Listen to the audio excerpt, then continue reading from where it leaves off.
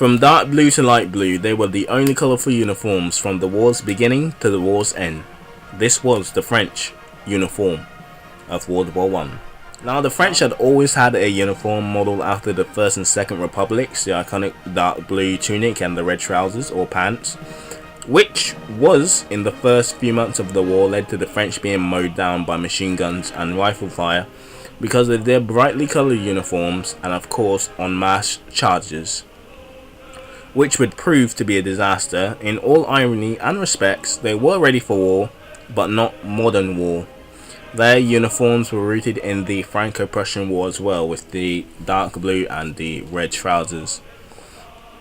So in 1914, for the first few months of 1914, the iconic blue greatcoat, red trousers, and a Second Republic style cappy, and often with homemade leather attachments, proved quite cumbersome.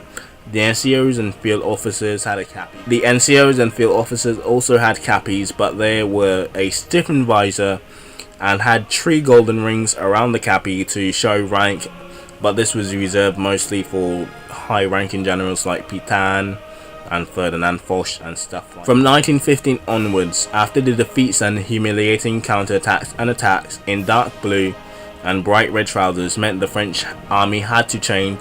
So they switched to a bright blue. It was what they had to do to save costs, but also Germany and many other Central Powers provided them with the red dye anyway. So from a tactical and a trade embargo standpoint, they had to continue with the light blue and discontinued the dark blue and red trousers. So they also had copied the British style putty system of socks with blue, of course, matched the uniforms. They also had a small steel cap under the cappy, but then was replaced by the first mass-produced helmet and widespread helmet, the Adrian helmet, which would be the first steel helmet to be adopted not only by France but Russia, Serbia, Bulgaria, Italy and Poland and other countries, just to name a few. Fun fact, the French fire helmet was actually based on the French firemen of the time, as many other iconic World War I and World War II helmets were based on medieval warrior helmets at the time. Even some North African troops and some Indo-Chinese shock troops had got their hands on a Adrian helmet as well, even though by this time Adrian helmets were so widespread they were basically given to all troops in the army at this time. For the colonial troops serving in France, the light blue, but there were also some differences. For some example, the North Africans, especially from Senegal and the Ivory Coast, had a khaki looking color, and also the Senegalese Tauruls had a very limp big red fez, a big loose fez, which was used by mostly Africans and North African Muslims and indigenous Muslims as well. Even though they were under Francofication at the time, unlike the British that would allow, let's say, the turban for the Indians, fez for the Egyptians and the Scotch kilt, the French only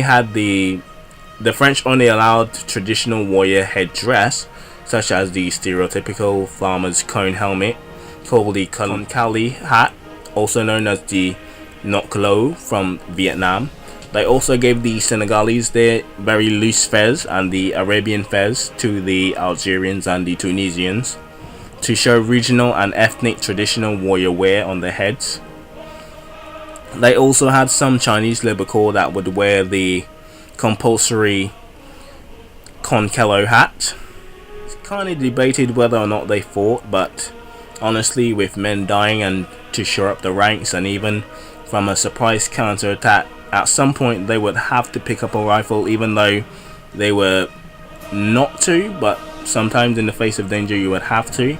So that's basically it for French uniforms. That's basically the standard issue from 1914 all the way down to 1918. African front, it was kind of a joint operation, and it was also hot climate all year round, so the standard khaki and short shorts and the safari helmet would suffice in these African climates. Nothing too outlandish like the light blue and dark blue like we saw on the Western front. So that's pretty much it. The Navy had a dark blue as well.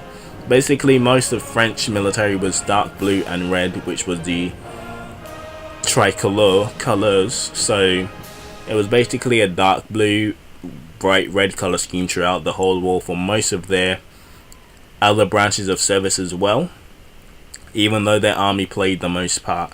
So that's pretty much a roundup of the standard French uniforms of World War One.